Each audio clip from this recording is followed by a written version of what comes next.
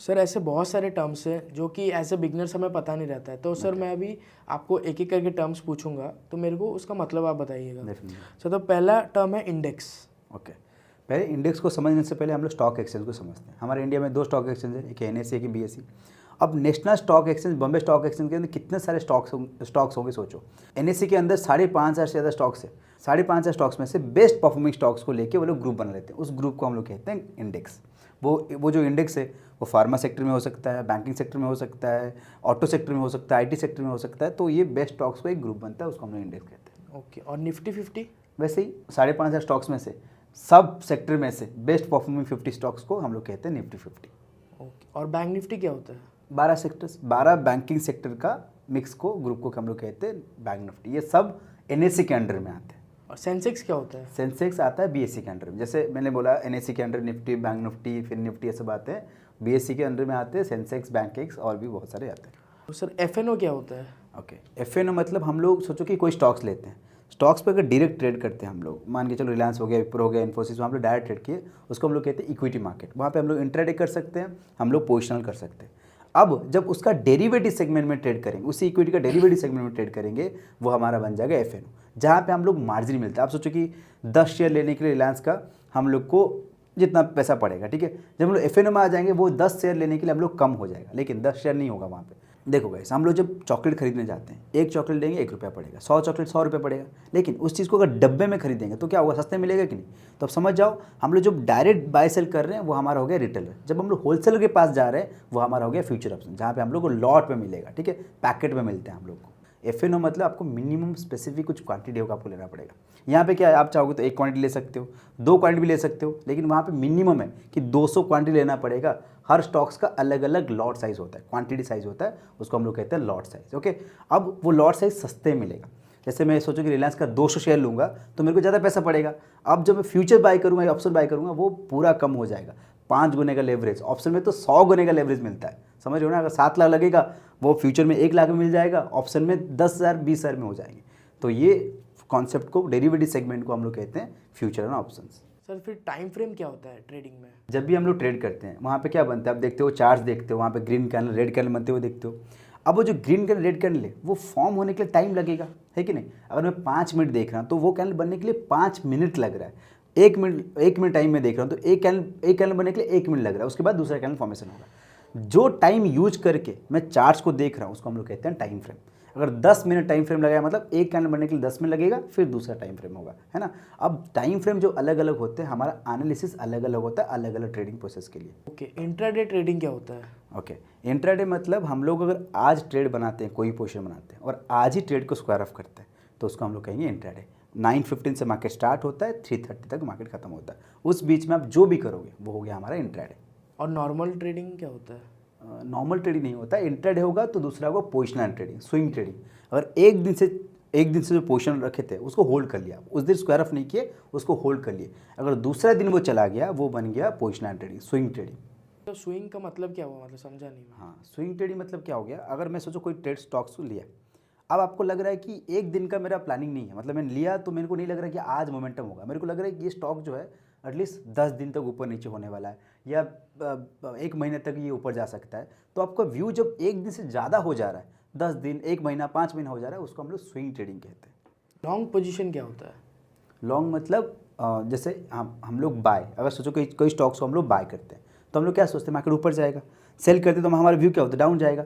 Bye को हम लोग कहते हैं लॉन्ग और सेल को हम लोग कहते हैं शॉर्ट। और BTST क्या होता है, उसका फुल फॉर्म? BTST मतलब बाय टुडे सेल टुमारो, मतलब आपका 10-15 दिन का प्लानिंग नहीं है, आज बाय किए, कल सुबह हुआ और आपका मार्केट पूरा खुल गया बहुत ऊपर, समझ पा रहे हो ना, कुछ अलग न्यूज आया, कल मार्केट बहुत ऊपर खुल गया तो आप वहाँ पे सेल कर दिए, आज का जो ट्रेड लिए थे कल अपना प्रॉफिट बुक कर दिया। Buy today sell tomorrow, BTST।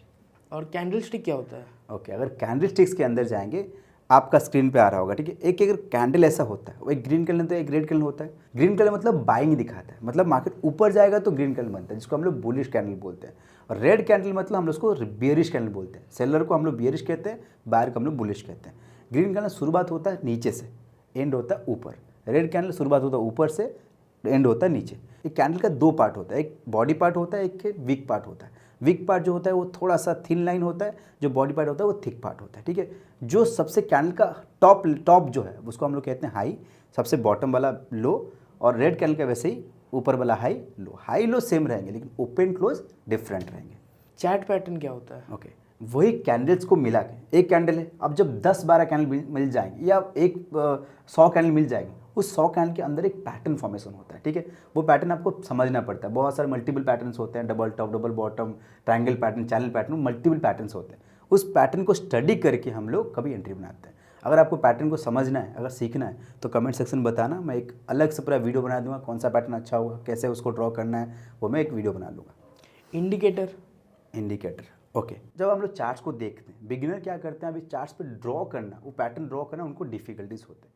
उनको चाहिए होता है एक इंडिकेटर जो उनको बता दे कि हाँ ये ऐसा एक प्रोसेस है, एक लाइन जा रहा है ऊपर, वो आपको बता रहा है कि हाँ ये कंटिन्यू मार्केट को कंटिन्यूएशन कर सकता है, आप ट्रेड में लेके जा सकता है। वो इंडिकेटर हेल्प करता है बिगिनर को उस पर ट्रेड बनाने के। लेकिन याद रखना guys, indicator only extra confirmation पे होते हैं। इंडिकेटर के बेसिस पे हम लोग ट्रेड बनाएंगे तो हम लोग फंसेंगे, उसका एक्यूरेसी कम होता है, लैगिंग होता है। मतलब मार्केट मोमेंटम होने के बाद आपको इंडिकेटर कन्फर्मेशन देते हैं, ठीक है। हमेशा पैटर्न को स्टडी करोगे तो इंडिकेटर आपके एक्स्ट्रा कन्फर्मेशन पे रहेंगे। Support and resistance. Okay, support resistance क्या होता है? आप सोचो कि एक घर है, घर का सीलिंग बन गया रेजिस्टेंस, घर का फ्लोर बन गया सपोर्ट। मैंने एक पिंग पोंग बॉल लिया, जोर से मारा तो क्या होगा? फ्लोर पे टच करेगा, फिर इसको सीलिंग पे जाएगा, फ्लोर पे टच करेगा, सीलिंग पे जाएगा। तो उसका मतलब क्या हुआ? फ्लोर पे जब भी आ रहा है, आप सोचो क्या होगा? फ्लोर पे आएगा तो आपका व्यू क्या बनेगा? ऑब्वियस बात है, मार्केट ऊपर जाएगा। मतलब पिंग पोंग बॉल जो ऊपर जाएगा तो आप लोग सपोर्ट को देख के बोलते हो मार्केट ऊपर जाएगा, है ना। अब जब वो बॉल जाके कहाँ पे, रेजिस्टेंस जहाँ पे हम सीलिंग, उसको टच किया, आप क्या बोलोगे? यहाँ से मार्केट गिरेगा तो आप बोलोगे सेल करोगे, यहाँ पे डाउन मार्केट में पैसा बनाओगे। तो इस दोनों को हम लोग कहते हैं सपोर्ट एंड रेजिस्टेंस, ठीक है। Demand and supply zone. Okay, simple, support resistance को ही हम, सपोर्ट रेजिस्टेंस से ही सप्लाई डिमांड क्रिएट होते हैं, और सपोर्ट जोन को हम लोग कहते हैं डिमांड जोन, रेजिस्टेंस जोन को कहते हैं सप्लाई जोन। क्यों? मैंने क्या बोला, जब सपोर्ट पे आता है मार्केट या बॉल, क्या होगा? ऑटोमेटिक बताओ, ऊपर जा रहा है। और ऊपर कब जाएगा? जब डिमांड बढ़ेगा, है कि नहीं। तो हमारा सपोर्ट जो जोन बन गया हमारा डिमांड जोन, क्योंकि वहाँ से मार्केट बढ़ रहा है, ऊपर जा रहा है, डिमांड जोन। अब रेजिस्टेंस बन जाएगा सप्लाई जोन, क्योंकि सप्लाई ज़्यादा है, डिमांड कम है। सप्लाई ज़्यादा हो जाएगा, क्या होंगे? प्राइस कम हो जाएंगे। आप टमाटर का एग्जाम्पल ले लो, जैसे टमाटर का प्राइस जब बढ़ गया था, बहुत ज़्यादा बढ़ गया था, क्यों बढ़ा था बताओ? डिमांड बहुत ज़्यादा था लेकिन सप्लाई कम था, तो ऑब्वियस बात है प्राइस बढ़ गया। अगेन 2 महीने के बाद ना टमाटर का प्राइस नॉर्मल हो गया, क्यों? सप्लाई बहुत ज़्यादा हो गया, डिमांड कम हो गया, अब अगेन प्राइस कम हो गया। सेम चीज़ यहाँ पे भी। बुल मार्केट, जैसे मैंने आप लोग कहा, बायर्स को हम लोग कहते हैं बुल्स, सेलर को कहते हैं हम लोग बियर्स। अब बायर अगर मार्केट को ऊपर लेके जा रहा है तो मार्केट क्या हो रहा है? बुलिश कैंडल फॉर्मेशन होकर जा रहा है, तो इस कैंडल को हम लोग कहते हैं बुल मार्केट, मतलब बायर मार्केट को ऊपर लेके जा रहा है। ब्रेकआउट। अब सोचो कि जैसे मैंने बोला, एक सीलिंग है, ये फ्लोर है। अब बॉल, पिंग पोंग बॉल जो है, मैंने उसको क्या किया, जोर से ऐसा मारा, या नीचे एक ट्रैम्पलिन रख दिया, बॉल है उसको टच किया, इस बार छत को तोड़ के ऊपर चला गया। अब क्या हुआ? रेजिस्टेंस बार बार गिर रहा था, अब तोड़ दिया। अब तोड़ने को हम लोग कहेंगे ब्रेकआउट। रिवर्सल। जैसे वही सेम चीज़ है, जैसे ये ऊपर गया, अब रेजिस्टेंस को टच करा, क्योंकि ऊपर जा रहा था, बायर उसको ऊपर लेके जा रहे थे। अब जब सप्लाई ज़्यादा हो गया, जब रेजिस्टेंस मिल गया, मार्केट घूम गया, उस चीज़ को घूमने को हम लोग कहते हैं रिवर्सल। जैसे आपको एक एग्जाम्पल बताता हूँ, एक 100 का शेयर प्राइस 200 तक गया, ठीक है, तो क्या हुआ? 100 पॉइंट का मोमेंटम हुआ। अब 200 से जाने के बाद मार्केट पूरा आ गया, यहाँ से 120 तक आ गया, समझ पा रहे हो ना। 100 से 200, 200 से 120 तक आ गया, उसको रिवर्सल कहेंगे, क्योंकि 50% 60% ज़्यादा मार्केट घूम गया। 50 से 60% अगर मार्केट घूम जाता है उसको हम लोग कहते हैं रिवर्सल। Pull back. ओके, वही रिवर्सल। इस रिवर्सल क्या हुआ? करेक्शन हुआ, मतलब 100 से 200, 200 से 120, पूरा मार्केट घूम गया, 50-60% घूम गया। लेकिन अगर लेस देन 50-60% मार्केट 100 से 200 तक गया, 200 से 180 तक आया, तो उसको हम लोग पुल बैक कहेंगे, स्मॉल करेक्शन, जिसको हम लोग कहते हैं पुल बैक। Market order. जैसे जब भी हम लोग डीमार्ट अकाउंट में अपना ऑर्डर प्लेस करते हैं, ठीक है, जब आप ऑर्डर प्लेस करने जाओगे, 2 ऑप्शन होता है वहाँ पे, एक मार्केट ऑर्डर, एक लिमिट ऑर्डर। मार्केट ऑर्डर मतलब अभी रिलायंस या विप्रो जो भी बाय करो, जिस प्राइस में अभी है, अभी चल रहा है, कैंडल अभी फॉर्मेशन हो रहे होंगे, आप मार्केट ऑर्डर करके जब बाय करोगे, मतलब जो प्राइस चले उसमें ही बाय हो जाएगा, उसको हम लोग कहते हैं मार्केट ऑर्डर। और लिमिट ऑर्डर मतलब आप सोचो कि रिलायंस अभी चल रहा है 2050 में, ठीक है, लेकिन आपको लग रहा है कि नहीं 2050 थोड़ा ज़्यादा हो जा रहे हैं, मैं बाय करूँगा, इतना ऊपर नहीं बाय करूँगा, मैं क्या करता हूँ 2030 में बाय करूँगा। तो लिमिट ऑर्डर मतलब मैं एक प्राइस सेट कर दिया, जब भी उस प्राइस में आएगा आपको ऑटोमेटिक बाय हो जाए, उसको हम लोग कहते हैं लिमिट ऑर्डर। लिमिट ऑर्डर जब लगाओगे फटाफट बाय नहीं होगा, पेंडिंग हो जाता है, अब मार्केट उस प्राइस में आएगा तभी बाय होगा आपका। Stop loss. स्टॉप लॉस बहुत ज़रूरी पॉइंट, इतना सारे टर्म्स में से सबसे ज़रूरी पॉइंट स्टॉप लॉस। हम लोग कोई भी ट्रेड लेते हैं, आप याद रखना, कितना भी अच्छा स्ट्रैटेजी आपके पास हो जाए, जब भी आप ऑर्डर प्लेस करो ऐसा नहीं होगा कि आप प्रॉफिट ही करो, आपका ट्रेड आपके अगेंस्ट जा सकता है। मतलब अगर सोचो कि मेरे को लगा मार्केट ऊपर जाएगा, लेकिन मार्केट नीचे भी आ सकता है। अब नीचे जाएगा तो आप होप में तो नहीं दोगे, अरे नहीं एक दिन तो घूमेगा, आज तो घूमेगा। वो एक दिन कब घूमेगा? अगर अच्छा स्टॉक्स पिक कर लिए, इन्वेस्टमेंट करके छोड़ दियो, एक अच्छा कंपनी में लगा दियो, ब्लू चिप स्टॉक्स में लगा दिए, तब वो घूमेगा होप में हो। लेकिन जब ट्रेडिंग करते हो आप, इंट्राडे करते हो, स्विंग ट्रेडिंग करते हो, आप होप में नहीं रह सकते, क्योंकि आपके पास एक ही दिन टाइम है। स्विंग ट्रेडिंग में पूरा ऐसा ऐसे स्टॉक्स होंगे जो जीरो हो जाते हैं, तो हम लोग क्या करते हैं, होप में नहीं रह सकते। हम लोग एक फिक्स करते हैं कि काम करते हैं, मैंने 200 में बाय किया तो 180 पे आएगा, 170 पे आएगा, मैं निकल जाऊंगा। 30 पॉइंट का मैं 30 रुपये का मैं लॉस लेके निकलूंगा, मेरा कैपेसिटी है 30 रुपये का लॉस लेना। या मैंने चार्ट्स को स्टडी किया, उस स्टडी करके मैंने बोला कि काम करता हूँ, इसके नीचे रखूंगा तो मेरा स्टॉप लॉस सही होगा। जैसे सपोर्ट मैंने बताया, अगर बॉल बार बार आके टच ऊपर चले जा रहे हैं, अगर आपका यहाँ पे बाइंग हुआ, जब बॉल फ्लोर पे आया या आपका सपोर्ट पे आया, मार्केट बाइंग हुआ, आप स्टॉप लॉस कहाँ रखाओगे? इसके नीचे। क्यों? क्योंकि बार बार उसके ऊपर चले जा रहे हैं ना, तो ये हो गया आपका स्टॉप लॉस। स्टॉप लॉस दो तरह से लगता है, एक है टेक्निकल स्टॉप लॉस, एक है मैथमेटिकल स्टॉप लॉस। टेक्निकल मतलब चार्ट्स को स्टडी करते हो, सपोर्ट के नीचे लगाते हो, रेजिस्टेंस के नीचे लगाते हो, वो हमारा हो गया टेक्निकल स्टॉप लॉस। मैथमेटिकल क्या होते हैं? आप परसेंटेज वाइज सेट करते हो कि अरे इस स्टॉक्स में 5% का लॉस लूँगा, इस स्टॉक्स में मैं 1% का लॉस लूँगा, वो हमारा हो गया mathematical stop loss. Risk reward ratio, okay, same बात। जैसे हम लोग अभी बात किए कि एक स्टॉक था जिसमें हम लोग 100 का चल रहा है, हम लोग 80 रुपये में क्या किया, स्टॉप लॉस लगाए, तो 20 रुपये आप उसमें लॉस कितना दे रहे हो, 20 या 30 रुपये का लॉस दे रहे हो। उस लॉस के बदले आप प्रॉफिट कितना प्लान कर रहे हो, कि अगर 30 रुपये लॉस होगा तो प्रॉफिट ज़्यादा लेना पड़ेगा। 30 रुपये का लॉस है तो मेरा रिवर्ड उससे 2 गुना 3 गुना होना चाहिए। इसको कहते हैं risk to reward ratio. Risk कितना ले रहा है, उसके बदले रिवर्ड कितना प्लान कर रहा हूँ। जैसे हम लोग कहते हैं 1:1, 1:2, 1:3, मतलब 1 रुपये का रिस्क है तो 2 रुपये का प्रॉफिट, 1 रुपये का लॉस है तो 3 रुपये का प्रॉफिट। लेवरेज, ओके, सिंपल समझते हैं। अब जब इंट्राडे आप करते हो, आप कोई भी स्टॉक्स में अगर उसका प्राइस चल रहा है 3000 रुपया, इंट्राडे में वो 5 गुना कम हो जाता है, 5 गुने का आपको ब्रोकर लोन देता है। अगर 3000 चल रहा है तो आपको 600 रुपये मिल जाएगा इंट्राडे अगर करोगे तो। अगर आपका कोई स्टॉक 500 रुपये चल रहा है तो 100 रुपये में वो शेयर आपको मिल जाएगा। इंट्राडे में 5 गुने का आपको मार्जिन दिया जाता है, उसको हम लोग कहते हैं लेवरेज। अगर आप लोग फ्यूचर करोगे, फ्यूचर में भी 5 गुने का आपको लेवरेज मिलता है। ऑप्शन में तो 100 गुने का लेवरेज मिलता है। मतलब अगर ऑप्शन बाइंग जब करोगे, जितना शेयर प्राइस है, जितना इन्वेस्टमेंट होना चाहिए, जब लेवरेज लेते हैं वो प्राइस कम हो जाता है, कम में मिलने को हम लोग कहते हैं लेवरेज। सर लेवरेज आजकल मिलता है? यस, इंट्राडे अगर आप कैश करते हो, स्टॉक्स पे करते हो, क्या कैश बोलूँगा मतलब समझ ना, इक्विटी। कोई स्टॉक्स पे मैं डायरेक्ट बाई कर रहा हूँ, 1 क्वांटिटी ले रहा हूँ, 2 क्वांटिटी ले रहा हूँ, डायरेक्ट बाई कर रहा हूँ, तो उसमें इंट्राडे अगर करोगे तो कोई भी शेयर होगा आपको 5 गुना कम मिल जाता है उसमें। तो लेवरेज बस कैश में होता है कि ऑप्शन में भी होता है? सब में होता है, फ्यूचर ऑप्शन दोनों में होता है। ठीक है, रिलायंस को जब डायरेक्ट बाय करने जाओगे, डायरेक्ट इन्वेस्टमेंट पर्पस में बाय करोगे, आपको 7 लाख कुछ पड़ेगा। लेकिन जब फ्यूचर बाय करोगे वो आपको 1 लाख में मिल जाएगा। आप सोचो 5-6 गुने का आपको लेवरेज मिल रहा है वहाँ पे। वैसे ही अगर हम लोग ऑप्शन बाय करेंगे, वहाँ पे 100 गुने का लेवरेज मिलता है। मतलब 20 रुपये में, 20,000 रुपये में, 30,000 रुपये में आपको पूरा एक लॉट आपको बाय हो जाता है, तो उसमें भी आपको लेवरेज मिलता है। तो स्ट्राइक प्राइस क्या होता है? ओके, अब स्ट्राइक प्राइस समझने के लिए ना हम लोग ऑप्शन का पूरा कॉन्सेप्ट समझना पड़ेगा। ऑप्शन कैसे होता है, उसमें सी क्या होते हैं, पी क्या होते हैं, ITM, ATM, OTM क्या होते हैं, उसमें पूरा सारा कॉन्सेप्ट को समझने के बाद तभी जाकर स्ट्राइक प्राइस समझ में आएगा। अगर आप चाहते हो कि ऑप्शन के ऊपर भी हम लोग ऐसे टर्म्स के ऊपर डिस्कस करें तो कमेंट सेक्शन में जरूर बताओ, मैं पूरा एक अच्छे से ऑप्शन को टॉपिक के ऊपर आपके साथ डिस्कस करूँगा।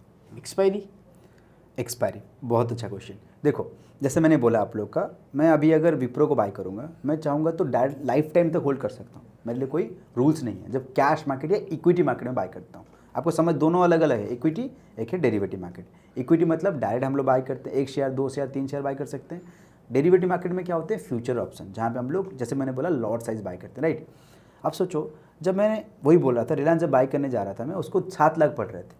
जब फ्यूचर ऑप्शन पे आ गया, वो मेरे फ्यूचर पे आ गया, मैं 1 लाख में हो जा रहा है। ऑप्शन बाइंग में 20,000 में हो जा रहा है। लोग तो वही करने लग जाएंगे, 1 लाख में 20,000 में लेके लाइफ लॉन्ग तो होल्ड कर लेंगे, नहीं। उसका होता है एक्सपायरी, मतलब आपको इतना दिन तक ही होल्ड करना पड़ेगा, आप लाइफ लॉन्ग तक होल्ड नहीं कर सकते। ठीक है, अब उसका एक्सपायरी होता है। अब सोचो, अगर आप डब्बा खरीदो, कौन डब्बा खरीदेगा? दुकानदार ही खरीदेगा। आप लेके तो घर पे नहीं रखोगे, दुकानदार खरीदेगा। ब्रेड खरीद लिए, दूध खरीद लिए, दूध का पैकेट खरीद लिए, आप ला के रख दिए। अब सोचो, अगर आप रखे रहोगे ब्रेड, अब बेचोगे नहीं, तो वो एक्सपायर हो जाएंगे नहीं, ख़राब हो जाएंगे कि नहीं? एग्जैक्ट सेम चीज़ यहाँ पे भी। जब फ्यूचर ऑप्शन लेते हो, मतलब वहाँ पे एक्सपायरी होता है, मतलब आप जितना लोगे आपको इतने टाइम के ड्यूरेशन के अंदर आपको बेचना पड़ेगा।